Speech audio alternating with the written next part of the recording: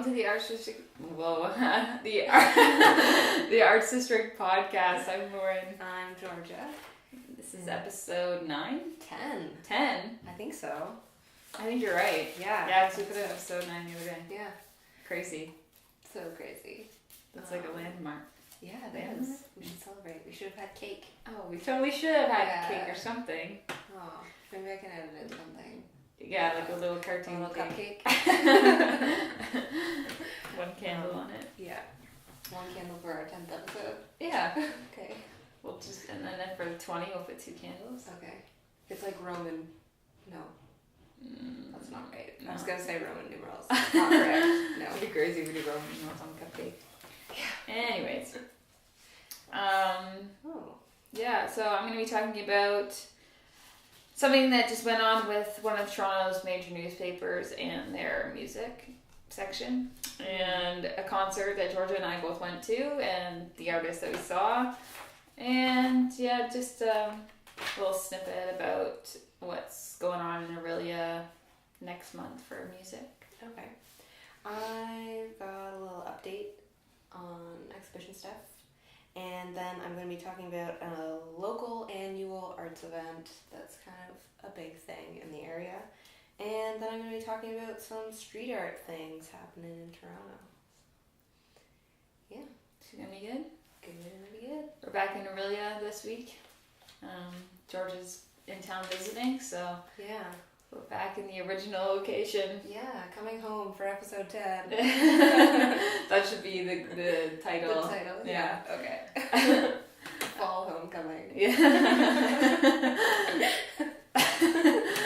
Okay, so how do you want to do this? Do you want to start? Sure, I'll start because Okay. this is the reason that I'm home this weekend. If I haven't mentioned it enough before, the exhibition that I'm in at the Mural Museum of Art and History opens Thursday night. So I came home this weekend to get things finalized. I was doing selections from the archives for the exhibition, and It's the dog. yeah. Yeah, so I was in the collection selecting a few artifacts to go along with the show on Friday night, and just replying to emails, constantly getting things set up and stuff. So that's why we're in Orillia. Yeah. That's so crazy. We'll post a picture of this. Can we? Yeah. On here? I'll try and get a digital copy of it, but this is just the promotional card. It's so legit. Yeah, it's got my name on it. What time does it start? 7 to 9. 7 to 9 Thursday night. That'll be October 9th. And I guess this will not be out, or this will come out after the opening happens. But Let's post about it on our Facebook. okay. Yeah. That's really cool. Yeah. So check it out. It runs October 9th until December 6th on the second floor at the Orillia Museum of Art and History. We'll get some footage of that. Let's stick it in at some point. Yeah. So, how do you want to... Well, I don't know. I mean, I can talk about my newspaper thing. Okay. Okay, so on Friday, October 3rd, it was announced on Twitter by Brad Wheeler, who's like the music writer for the Globe and Mail, that there is no longer going to be music reviews in the Globe, which is so crazy because there's music reviews in every paper. Yeah. Where there should be. And the Globe is one of Toronto's biggest papers. Yeah. So Brad Wheeler said that instead of music, he's going to be moving over to writing for film, like film reviews. I am just like... So, whoa, like no music reviews, not even online or... I don't think so. There might be the odd one. Wow. But... Weird. Yeah, it was just so random. I tried to find it again on Twitter this morning and I couldn't find it. But yeah, I was totally shocked. Yeah, so there's going to be no more music coverage in the Globe and Mail. Like, I don't know what that means. Yeah. Like, why cut music? The newspaper's huge. But all the things that you could have taken out, why music? Why not film? You know? You know, why not cut a couple comics out? Yeah. Like, or one of the crosswords. Yeah. Like, that is wild. I'm shocked. And not even like an online thing. It's just, no, Globe and Mail's done. yeah, it's just so crazy. I mean, it kills me because people are always trying to say, oh, support the arts, and get involved with music and art, but it's always the first thing that gets cut. Yeah. And it doesn't make any sense because it's such a big part of our everyday lives. Like, even like schools, I know there was a while back where they were seriously considering taking out music programs in schools and art classes. It's like, how come that's the first one to get cut? Like, not everybody is good in math and science. I know I wasn't. And, school was a struggle for me because they tried to fit me into that mold of what they thought students should be getting knowledge. Yeah. And it just kills me, like, especially with students. Like, give them the choice. It's their lives. Exactly. Like, you can't force somebody to be good at something. So, it just really makes me upset when they make those cuts in music and art. I mean, it's a pretty big thing, but in the grand scheme of things, I guess it's sort of a little issue. But, a lot of people read the Globe, and, a lot of people like music, so why cut the music section? I'm just confused. Though I wonder if this will open up, like, other publications, like more online reviews will get popular, and they are maybe less swayed by the industry, potentially, like... Yeah, there already are a lot. There's, like, Pitchfork, and there's Now magazine, and most of them have online, you can read online as well. And there's still the Toronto Star and whatnot, but I mean, it's just one paper out of a huge city, but still, why? Yeah. It's weird. Just so random. So yeah, it sparked a lot of interest on Twitter. A lot of people were expressing their sadness, I guess, for it, and letting Brad Wheeler know that he was a good writer and best of luck with his future endeavors. It's too bad. It's really too bad. Yeah. I guess more people will be tuning into our podcast. Yeah. Maybe. Welcome. So I just wanted to mention that if any of you read the Globe and you notice that there's no more music coverage in there, you know why now. But yeah, so maybe it's still on Twitter and I couldn't find it, but I was looking on Brad's Twitter and I didn't see it, so I don't know if it had to get removed, if the Globe was like, no, you can't write about that, or what. Yeah. But, interesting. Yeah. We should follow up on this and see what happens. Because I really wanted to like insert just what he said in his tweet about there being no more music coverage, but I couldn't find it. So if we find it, we'll stick up.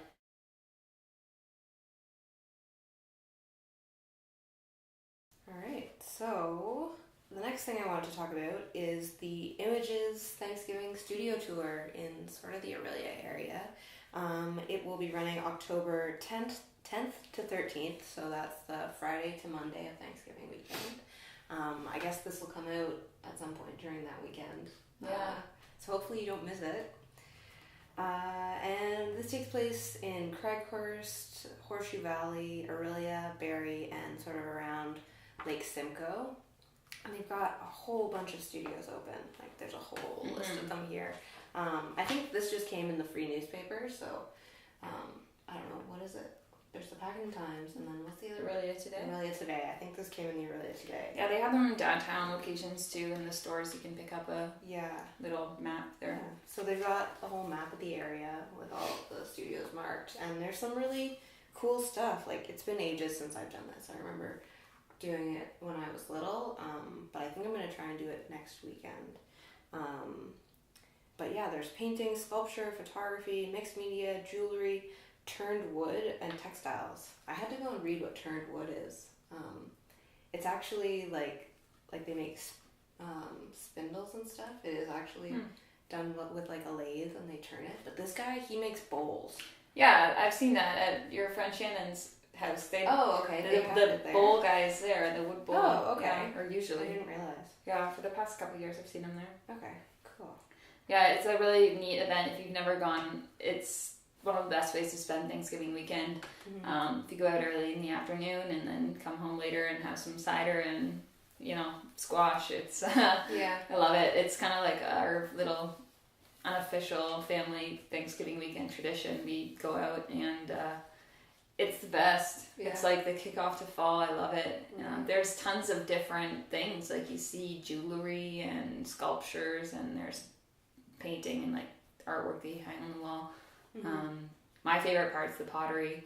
There's usually about four or five people that make pottery, and yeah, it's just super cool. Everyone's things are super different, and you get to go into their studio where they actually work, and it's amazing. Like it's really neat to just get in there. Yeah, and if you're not from the area, hopefully it'll last, but the colors up here are really great this weekend, and hopefully it'll carry through and just get better until next weekend. So let's see if the one that I like to go to is on here. Probably is. It's a guy does pottery. Why am I forgetting his name right now? I have like tons of his stuff. What I didn't mention is this is actually the 31st year. So this is a long-standing tradition in the area. That's crazy. Yeah, Gary Brierly, I love his pottery. Okay. Yeah, I've got a couple of his place settings and just a bunch of functional kitchen pieces. Nice. There he is. Stop O. Okay. Nice.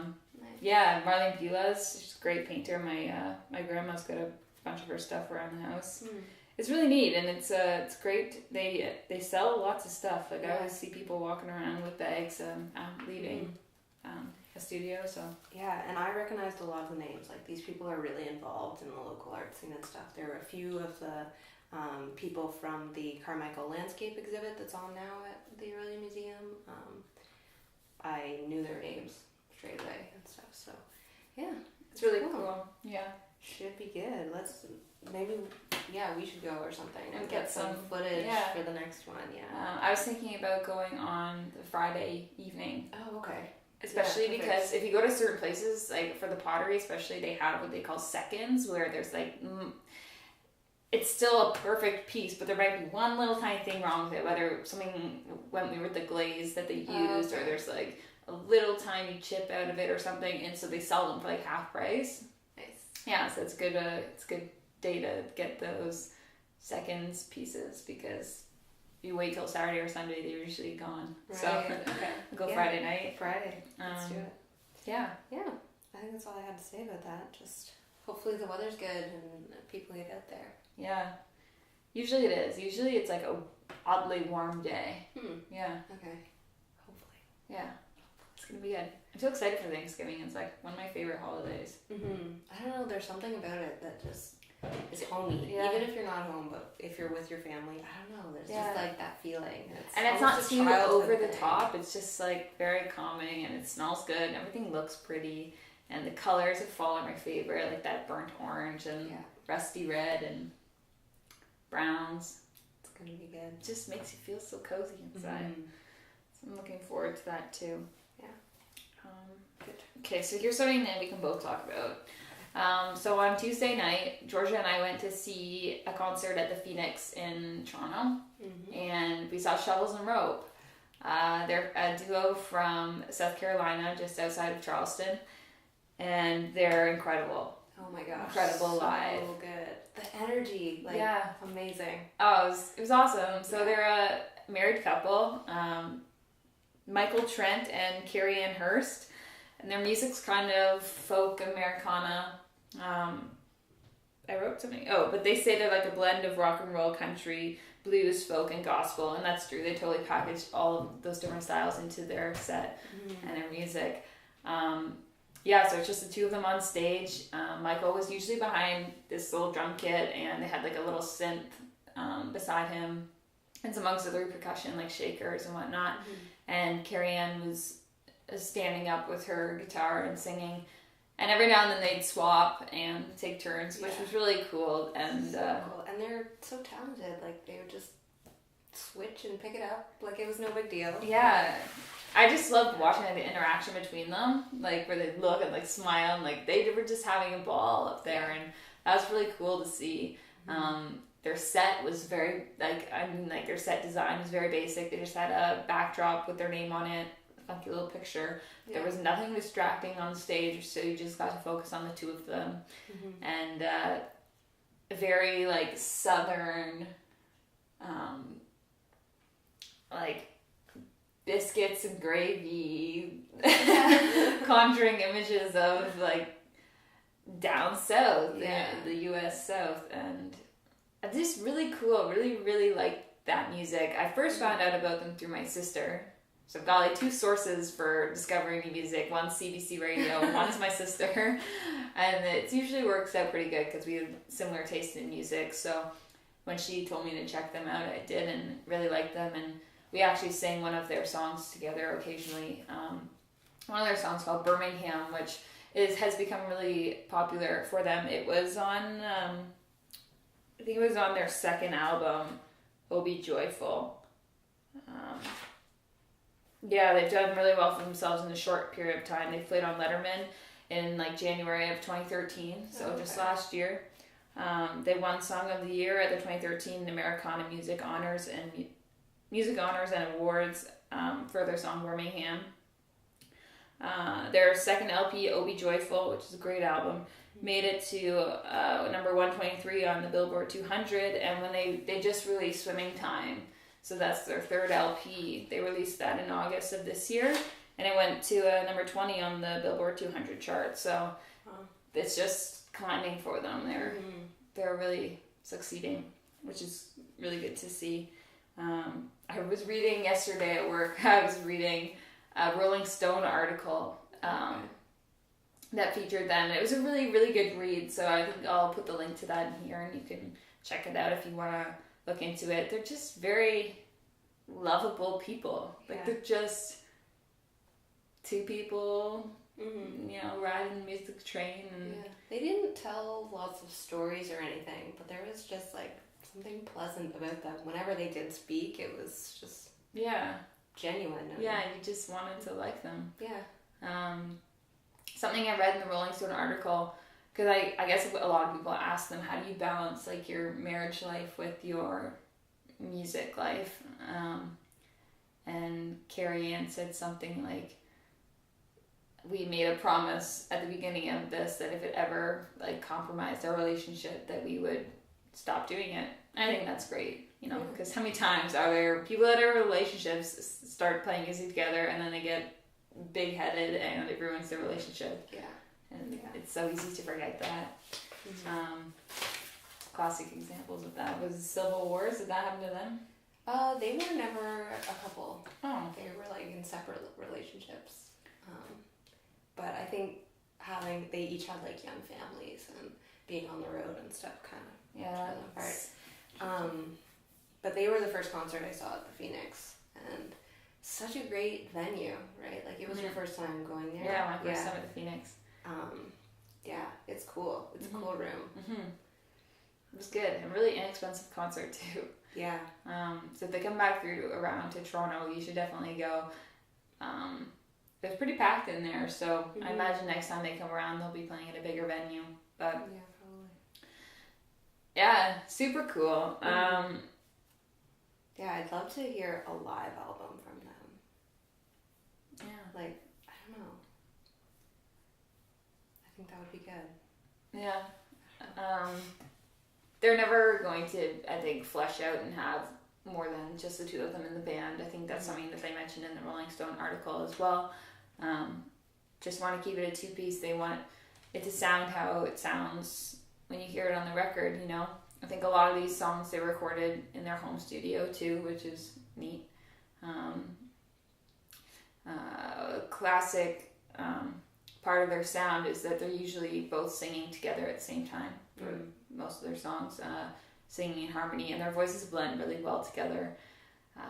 Carrie Ann has a really awesome kind of raspy, gravelly southern voice, and it's just so good. I said when we left that I think they would do a wicked cover of Fleetwood Mac. A little country spin on it. So maybe we should suggest that they do that. Some of my favorite songs are like, well, I already mentioned it, like Birmingham, but like "Oh Be Joyful," I love it. When they played that, I took a video clip, so we're gonna probably insert it after I just mentioned this. It's just so energetic, and the way that they use the kick drum in it is just, I loved it. It was so funny. It was like the first time I've ever gone to a concert, and everybody in front of me had their head like going at the same time. It was like, it was so funny to watch. I wish I could have just filmed these heads. Yeah, the crowd was loving it too. Like, there's people dancing. Yeah, it was very lively. Yeah. It's great. There was older people there too. Like, I saw a couple that looked like they were in their 60s, and I love that. You don't see that too often. I think the majority of people would be into listening to this music. So we're gonna pick a clip. Maybe we'll I'll throw in our video footage here.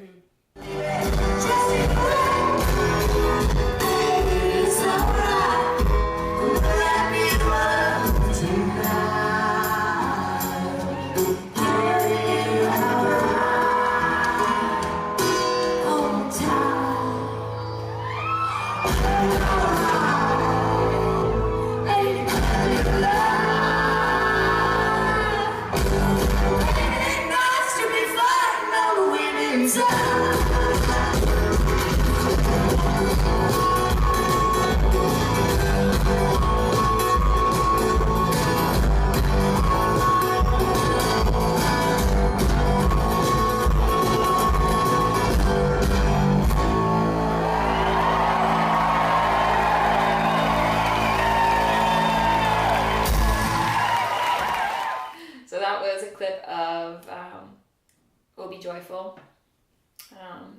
I was listening to the song, and I really wish I'd got like the first two verses, but it was like after the first chorus or second chorus, I was sitting there like, oh, I should have been filming a video of this because I love this song. So I pulled my camera out and I just caught part of the ending, but it's still good. But maybe we'll pick a different song for our clip here. Maybe we'll do Birmingham because they've done really well with that song. Or we'll pick a different one. It'll be a surprise. Okay. So here's that. Enjoy. Oh, be joyful. Is that what you're brewing? Does your daddy know that's what you're doing? His little girl's got a reputation now to ruin. She was giving them the country way. Machete in a tree stump, hand up on a chain. Wouldn't let a woman play in the banjo in the rain. Can't recall a tune, but songs always the same. She's a skipping string. Babe, it's alright. I'm gonna wrap you up tonight. Carry you out right on time.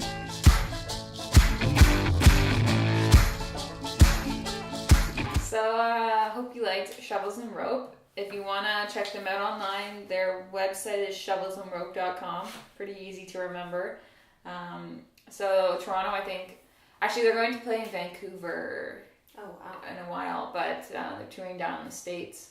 So if you weren't at the Toronto show, unfortunately you missed them for a while. I also just wanted to mention quickly, November 9th at Apple Annie's, they're having a concert. Doug Paisley, who's a Toronto musician, is going to be coming through and doing a little show at Apple Annie's. I think it's going to be like $20. Okay. I think there's probably a event listing for it online, so we can throw the link in here for that if I find it. And yeah, just wanted to mention that because I saw it on Brad Wheeler's Twitter while I was searching for that other Globe and Mail issue thing. Right. He posted about this concert happening in Orillia at Apple Annie's, and he wanted to road trip up for it. So I just thought that was funny. You're gonna corner him and be like, "Tell me everything. Why is the Globe and Mail cutting music? Would you like to be on our podcast?" Yes. While you're in Aurelia? Or you could be like, "Can I replace you as music reviewer?" Yeah. You never know what can happen. Connections. It's all about who you know. Yeah. All right. So I think that's all I had to talk about. Let's move along. I just wanted to mention that Nuit Blanche happened last night. So it was Saturday night to Sunday morning, like a dusk till dawn thing in Toronto. And I really wanted to go, but because I was in Orillia for the exhibition, I didn't get to. And I was looking this morning trying to see if I could get some reviews.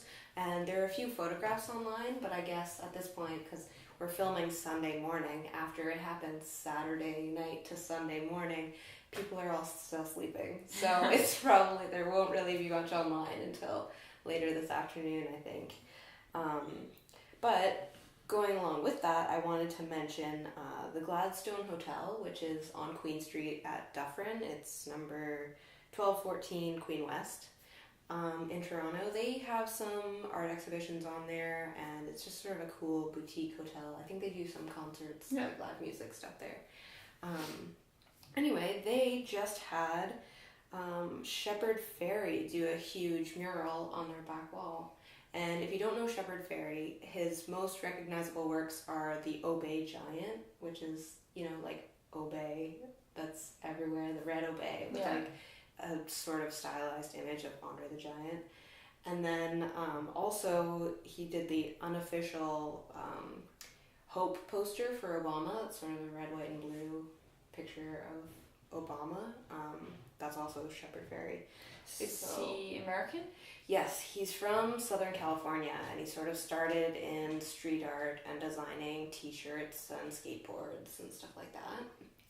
And sort of has become this huge person in street art and that kind of culture. So just last week he did this big mural on the back of the Gladstone as a part of a world tour of mural painting. Crazy. Yeah, so I'll insert photo of that mural, and just thought that was kind of cool. Let's see what else I have to talk about. That's really neat.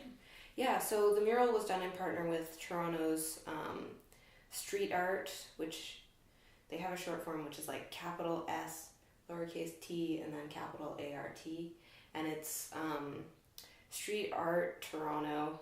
I have to write it because they've like mushed the letters and stuff. Anyway, which is dedicated to increasing awareness and development of street art while combating graffiti and vandalism in the city of Toronto. So pretty cool. And then I know that a few high school students who were involved in Street Art Toronto were invited to come, and they like hung out and chatted with Shephard Fairey about street art and stuff. How long did it take him to do it?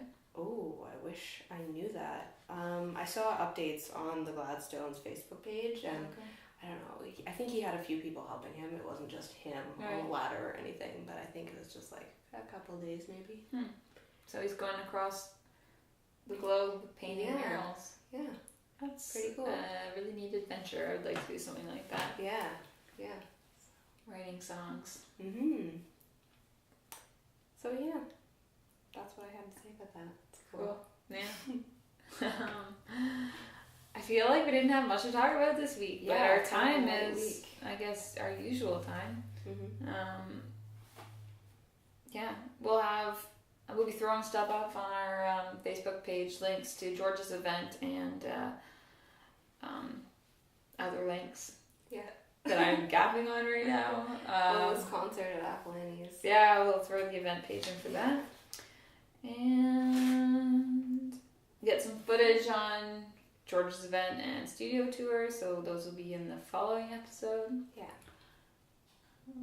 Cool. We're going to be busy. Yeah. Happy Thanksgiving. Happy Thanksgiving. We'll see you for episode 11. Yeah. Crazy. Wow. All right. Bye.